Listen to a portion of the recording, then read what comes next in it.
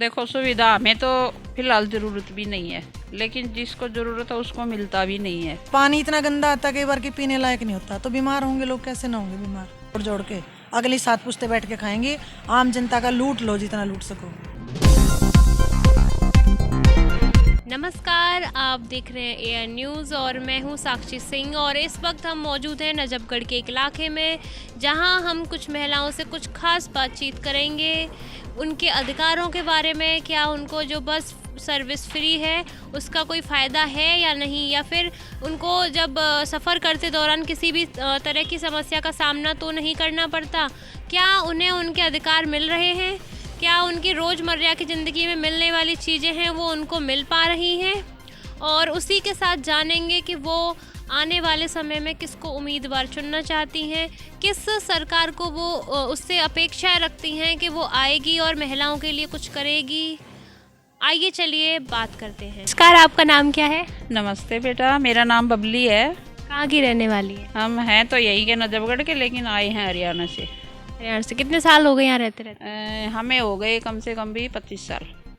जो public necessities होती हैं जैसे कि बिजली, पानी बिल बस फ्री है महिलाओं के लिए, महिला सुरक्षा है और राशन है और क्या बोलते हैं आपकी पेंशन है, इसकी आपको क्या क्या सुविधाएं मिल पा रही हैं?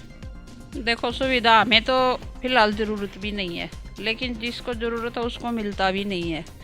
ठीक है, हम तो यही चाहते हैं कि ये सुविधा देने का कोई बेनिफिट नहीं है। अगर आदमी 2 पैसे कमाता है ना तो वो अच्छे से यूज़ करता है। सरकार ने ये फ्री का पैसा फ्री का खिला के लोगों को बेकार कर रखा है। लोगों को है ना इतना नहीं घूमते लोग, बस में आवारा घूमते हैं। फालतू काम वाले लोग तो काम के लिए जाएंगे ना, अब ये जरूरत से ज्यादा फालतू के घूमते हैं लोग।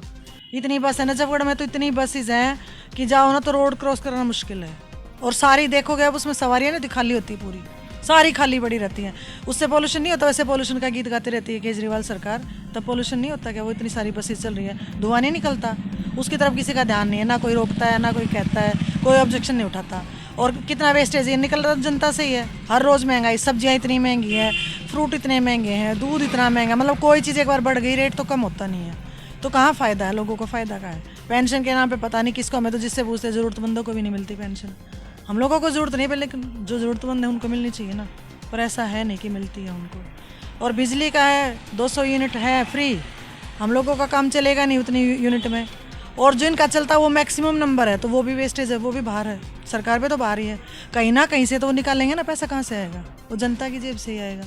और फिर वही महंगाई बढ़ाएंगे, वो पेट्रोल बढ़ गया, गैस बढ़ गई, सब्जी बढ़ गई, दूध बढ़ गए, फ्रूट बढ़ गए, और डेली की ग्रोसरी है, दाल चावल सब कुछ महंगा है। जनता का पैसा कहाँ कटता है? कटता तो आम नौकरी वाले का है, उसी की जेब कटती है ना। टैक्स जो जाता ये बताओ, नौकरी वाला क्या ब्लैक मनी ले रहा है? नौकरी वाले की तो वाइट मनी होती है जो नौकरी करता है। अगर 2 नंबर का पैसा हो तो टैक्स काटो, उनका टैक्स कटता है नौकरी का टैक्स कटो, फिर सामान लाओ उसके ऊपर टैक्स काटो। जीएसटी, एसएसटी, पता नहीं कितनी तो एसटी लगा रखी इन लोगों ने। नॉर्मल अपनी मेहनत की कमाई करता है तो वो टैक्स दे के बताओ उसको क्या बचाएगा? फिर वो 1 रुपया ये देख लो आप, 50 पैसे में भी नहीं बचता है। जो कमाने वाले, मेहनत वाले हैं, बिजनेस वाले, जो अमीर लोग वो अमीर होते जा रहे हैं। मिडिल क्लास तो खत्म हो जाएगी और गरीब नीचे तबका रह जाएगा, और एक अमीर, 2 ही तबके रह जाएंगे। यही हाल रहा। तो कहते हैं कि केजरीवाल फ्री दे रहा, कहाँ से फ्री दे रहा? वो हमारी जेब से ही तो दे रहा है। अपने घर से नहीं दे रहा। महंगाई कहाँ से हो रही है? हमारी जेब कट रही है तभी तो महंगाई हो रही है। और महंगाई कहाँ से? गाड़ियों में घूमेंगे, उनके बच्चे, उनकी बीबी, उनकी परिवार, वो तो 7 पुस्तक बैठ के खाएंगे, लेकिन आम जनता का क्या होगा? जो ये फ्री दे रहे इसका असर किस पे होगा? अब ये देखो गलियां बनाई उन्होंने, सीवर डाले, घूम के देख लो आधे से ज्यादा गलियां ऐसे फटी हुई पड़ी हैं, उसको दोबारा रिपेयर नहीं करा गया। अब उसने तो रिजाइन कर दिया, उसके बाद दूसरे ने क्या किया? कुछ किया? कुछ नहीं किया। आतिशी ने जो ज्वाइन किया है तो उन्होंने क्या किया है उसने? उसके बाद तो कुछ नहीं, जहाँ जो पड़ा वहीं है, कुछ नहीं आगे शुरू हुआ, कुछ भी नहीं। पानी इतना गंदा आता है कई बार कि पीने लायक नहीं होता, तो बीमार होंगे लोग, कैसे ना होंगे बीमार? इसलिए बीमार होते हैं। गंदा आता है, बहुत स्मेल आती है, पी नहीं सकते पानी, इतना गंदा पानी आता है। तो ये कह रहे हैं कि ये चीज फ्री है, ये चीज फ्री है। फ्री की तो किसी की जरूरत नहीं है, मेहनत करने दो ना। फ्री दे दे के सब घर बैठा दिए, मेहनत कौन करेगा? जॉब दो, ऑप्शन दो, कमाए आदमी, और जो सही रेट हो चीज़ों का, कीमत पे कंट्रोल हो बेटा। जैसे चीज़ें महंगाई बढ़ रही है उस पर कंट्रोल हो, लोगों के लिए रोज़गार मिले, काम करेंगे। फ्री की ज़रूरत क्या है? फ्री तो निठल्ले हो जाएंगे, निकम्मे हो जाएंगे। फिर क्या करेंगे, वो आवारागर्दी करेंगे निकम्मे होके। मेहनत से करेंगे तो सब आदमी अच्छे, सब समाज भी सभ्य रहेगा, सब कुछ सिस्टम से चलेगा।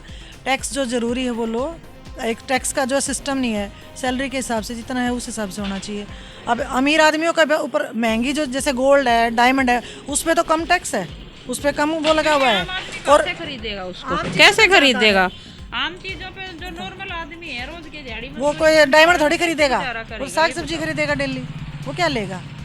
अब उस पे वो देखता ही नहीं, कोई उस तरफ ध्यान ही नहीं है। बस ये सरकार आ गई, वो सरकार आ गई, सिर्फ पॉलिटिक्स और कुछ नहीं है। हम लोगों को भी इतना समझ में आ गया। मैं तो कहती हूँ जनता को बायकॉट कर देना चाहिए, किसी भी सरकार को वोट ना दे, तब इनकी अकल ठिकाने आएगी। खत्म कर दें बिल्कुल एक बार, तब सब आएंगे। एक बार जब इलेक्शन होगा हाथ जोड़ के आएंगे, हम आपके सेवक हैं, हम आपके ये हैं, हम आपके वो हैं, वोट दो। और उसके बाद हमारे यहाँ कौन कैलाश गहलोत बना था, उसके बाद आया भी नहीं, एक बार भी कोई नहीं आता। उससे पहले तो हर कोई नीचे तक ऊपर तक सब आशीर्वाद लेते हैं और हाथ जोड़ते हैं, जोड़ी पसारते हैं, लेकिन बाद में कोई पूछता भी नहीं कि आपको किसी चीज़ की रिक्वायर है या कोई ज़रूरत है या कुछ रोड है, नाली है या और कुछ चीज़ है। लेकिन काम नहीं करता कोई भी पार्टी आ जाओ तो। हमें तो देख लिया, हमने तो कितने साल हो गए देखते देखते, कोई काम करके राजी नहीं है, सब अपनी अपनी जेब भरते हैं। अपना 7 पुश्तों के लिए तैयार कर देते पैसा जोड़ जोड़ के, अगली 7 पुश्तें बैठ के खाएंगी। आम जनता का लूट लो जितना लूट सको, फैसिलिटी के नाम पे सब जीरो, कुछ नहीं है। और महिला सुरक्षा के बारे में? महिला सुरक्षा भी क्या है, यहाँ पे लोग चेन पहन के चले जाए, कितनी यहाँ हमारे पास चेन टूट चुकी है, किसी के कानों के टूट चुके, किसी के हाथ के, किसी ने कंगन बनवाओ, फायदा क्या है, पहन ही नहीं सकते। दिन दहाड़े अभी 2-4 दिन पहले हमारे पास में एक दुकान में चोरी हो गई, दिन में ही। कहाँ सुरक्षा है? लेडीज़ बेचारे अपना कमाई के लिए छोटी छोटी दुकानें करती है, उसमें भी चोरी हो जाती है, कहाँ सुरक्षा है? पुलिस को फ़ोन किया, 100 नंबर पे उन्होंने कंप्लेंट की, कोई नहीं आया। तो 100 नंबर किस लिए बना रखा है? कंप्लेंट के लिए बना रखा ना कि आओ, आके ही नहीं देखा उन्होंने, आए नहीं, अब तक कोई नहीं आया, 2 दिन हो गए उस बात को। वो क्यों आएंगे, उनके पास हफ्ता जाता है। क्योंकि क्या हुआ, हम पुलिस में नहीं है तो थोड़ा बहुत तो नॉलेज हमें भी है, क्योंकि पुलिस हम भी पुलिस वाले की भी है, लेकिन आधे से ज़्यादा ना 90% पुलिस वाले बिके हुए हैं। उनको अगर ये 10-20 सूट चुरा के भी लेके गई हैं तो 5 सूट उनके पास ज़रूर पहुंचेंगे। पुलिस वाले का ये काम होता, कोई भी चीज़ हो उसमें हफ्ता होता उनका। बहुत देखते हैं हम ये केस, कोई सुनवाई नहीं होती, नहीं तुरंत में सुनवाई होता है, ऐसा क्राइम कभी भी नहीं हो। हमारे घर के पास से पीछे एक चेन तोड़ दी एक लेडी की, इधर गली में ही, और वो पकड़े गए लड़के। वो चेन उसने देख ली, कह रहे किसी को बुला के लाओ प्रूफ। अब मान लिया मैंने चेन पहनी है, मेरा प्रूफ आप दोगे क्या? मेरी चेन का तो मुझे पता है ना। और उसको बेचारी गरीब है, उसको चेन मिली नहीं। अभी पीछे एक वो उसके कड़े निकाल लिए थे, उसको भी मिल गए, मतलब वो पता लग गया, पुलिस दिए नहीं, पुलिस ने दिए नहीं। बताओ कहाँ आम आदमी सुरक्षित है, कहाँ सुरक्षा है? सुनो, कहाँ सुरक्षा है? जिसने चुराए थे वो मिल गया, उसने पैसे देने के लिए भी राजी होगा कि भी मैं पैसे दे दूं, लेकिन पुलिस वालों ने केस बना दिया, पैसे देने नहीं दिए, क्योंकि केस में दोनों साइड से पैसा मिलता उनको। कुछ नहीं है बेटा, सब कुछ बेकार हुआ है, कोई सुरक्षा, बस भगवान भरोसे चल रहा है। मेरा बस चले ना, हमारा तो मैं वोट नहीं दूं किसी को भी, सब में भगवान देनी पड़ती है। कहते हैं कि वोट का अधिकार है देने का, इस हमारे देनी पड़ती है, नहीं मन नहीं करता किसी को, क्योंकि कोई काम ही नहीं। वोट तो हमारे बार इसलिए देते कि वो अच्छा कैंडिडेट आएगा, वो इतने प्रॉमिस कर रहा है, पूरा करेगा, लेकिन बनने के बाद कोई दोबारा आके देखता भी नहीं है।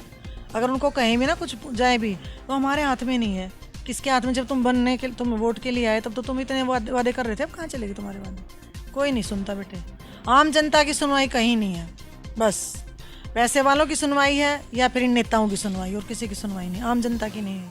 हम तो अपना मेहनत कर रहे हैं, खा रहे हैं, अपना घर बसा रहे हैं, बस इतना है, और उसमें हेल्प नहीं। जो आने वाले इलेक्शन है उनमें आपको किसी पार्टी से है उम्मीद कि वो आए तो कुछ काम कर सकती है भविष्य में?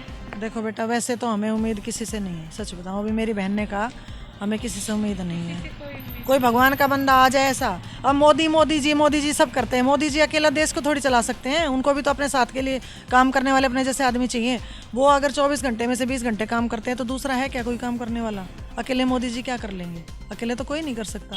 देश इतना बड़ा है, इतनी जनता है यहाँ पर, कितने लोग हैं, उनको एक आदमी कैसे संभालेगा? उनके ऐसे ईमानदार आदमी, ऐसे काम करने वाले जो जनता के लिए काम करें, ऐसे होने चाहिए। सब अपना घर भरने वाले तो हैं, सेवा करने वाले नहीं हैं। जैसे हम ईमानदारी से काम कर रहे हैं, मैं आपको कैसे समझूं कि आप ईमानदारी निभाओगे मेरे साथ?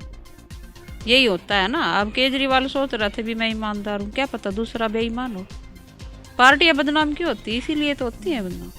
एक आदमी सही है तो दूसरे का भरोसा थोड़ी है कि कोई दूसरा भी सही होगा। यही होता है हर पार्टी में। अकेला मोदी है क्या, उसके सपोर्ट वाले क्या पता अच्छे ना हो, कोई भरोसा थोड़ी होता किसी का। शिक्षा वगैरह पे कुछ कहना चाहेंगी?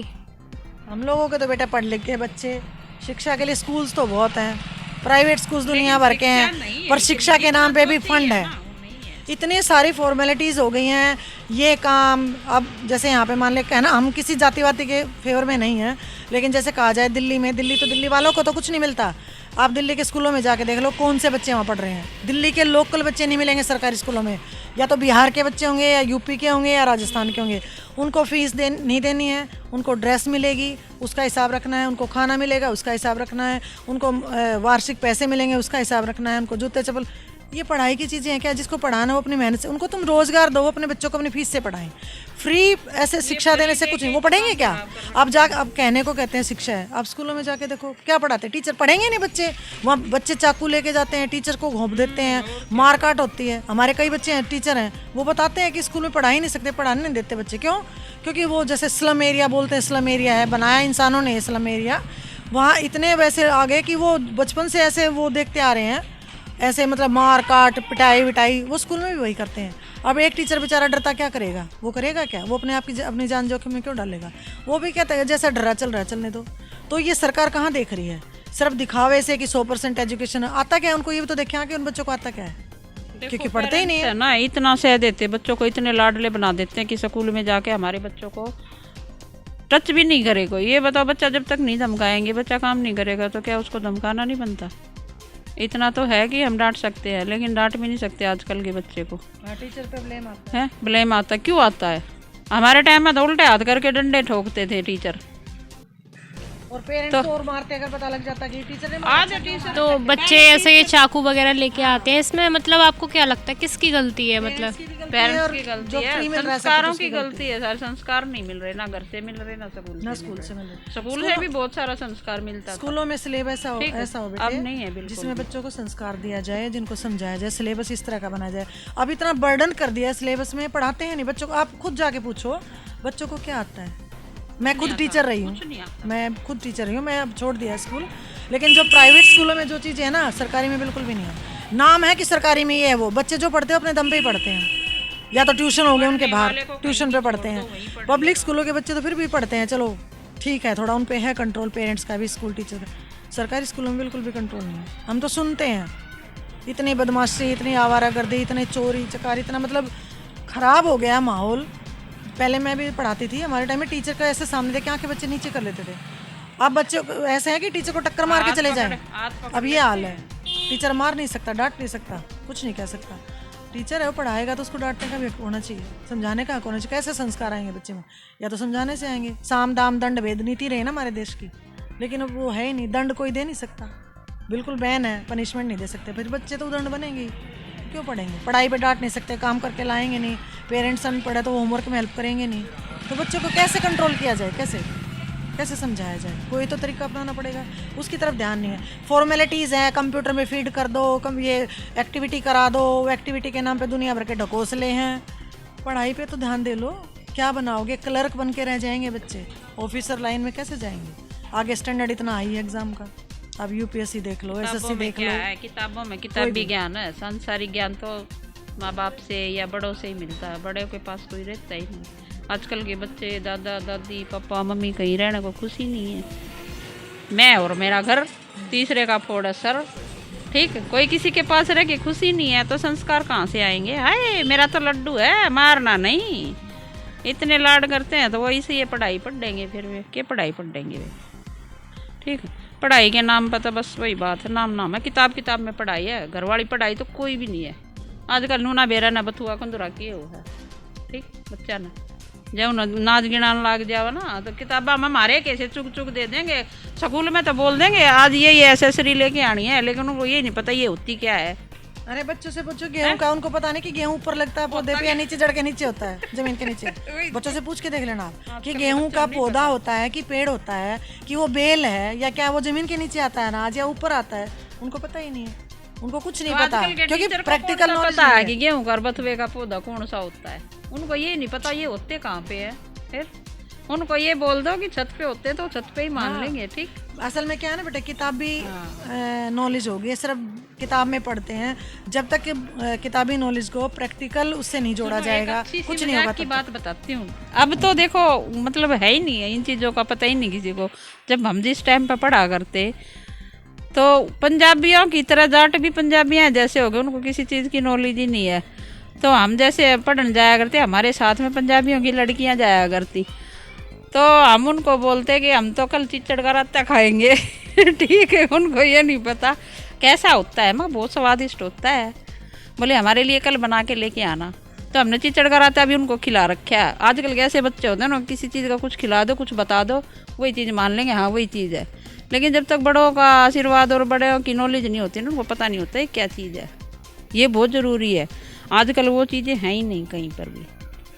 ठीक है, ये वह बात सच है, गेहूँ का दलिया खवाओ चाहे गुआर का खवाओ, बच्चे के लिए तो बराबर है। उनको नहीं पता क्या चीज़ें हैं। तो ये नॉलेज तो थोड़ी सी घर परिवार से और संस्कार से ही मिलती है। असल में ना बेटे, समाज को और सरकार को मिल के काम करना चाहिए, नहीं तो देश में गदर ही हो जाएगा। मिल के कोऑपरेशन नहीं, आपस में कोऑर्डिनेशन होना चाहिए ना सरकार का और आम जनता का। है ही नहीं। अब जो बन गया नेता, एक बार मान लिया काउंसलर भी बन गया, वो अपने आप को भगवान समझता है कि मैं तो पता नहीं क्या हूँ, बस कमा लो कमा लो, भाड़ में जाए जनता, अपना काम है बनता, ये काम है। अब तो जनता ये नहीं पता कि जनता, अरे जनता ही जब ऐसी हो जाएगी तो शासन किस पे करोगे तुम, राज किस पे चलाओगे? जब जनता ही नहीं है तो किस पे शासन चलाओगे? वो चीज़ है नहीं। सुनो, हम जो ये काम कर रहे हैं, हम किसको जिंदा रखने के लिए कर रहे हैं? हमारी पुरानी जो दादी ताई की रीति रिवाज थी, उन्हीं को जिंदा करने के लिए रख रहे हैं कि चलो कुछ ना कुछ तो आगे आने वाली पीढ़ी के लिए जिंदा रहे, कुछ उनको याद रहे कि ये पहले था कि नहीं था। आजकल वाले को कुछ पता नहीं है, अरे ये तो ओल्ड फैशन है, ये नहीं पता ओल्ड फैशन की वैल्यू क्या होती है। जैसे बड़े बुड्ढों की कीमत होती थी ना, तो वही कीमत है इनकी, क्योंकि ये मेहनत की कीमत है। बड़े भी मेहनत करते थे, आजकल के बच्चों को क्या पता मेहनत क्या चीज़ होती है। मेहनत करे तो पता लगे ना मेहनत क्या चीज़ होती है। तो ये थी हमारी कुछ आम बातचीत महिलाओं के साथ, जहां उन्होंने बताया कि रोज़मर्रा की ज़िंदगी में उन्हें किन किन चीज़ों की परेशानियां आ रही है, कैसे कैसे उन्हें उनके अधिकार मिल रहे हैं या नहीं मिल रहे हैं, या फिर कौन सी चीज़ वो आने वाली पार्टी में वो देखना चाहती हैं, किन किन चीज़ों की वो अपेक्षाएं रखती हैं, या फ़िलहाल की पार्टी से उनको क्या शिकायत है, क्या लाभ है उनको फ़िलहाल की पार्टी से। वहीं उन्होंने महंगाई और बेरोज़गारी पर भी बात और चर्चा की। अभी के लिए इतना ही। ऐसी और वीडियोस के लिए जुड़े रहिए हमारे चैनल के साथ। मैं साक्षी सिंह, आप देख रहे हैं एयर न्यूज़। धन्यवाद।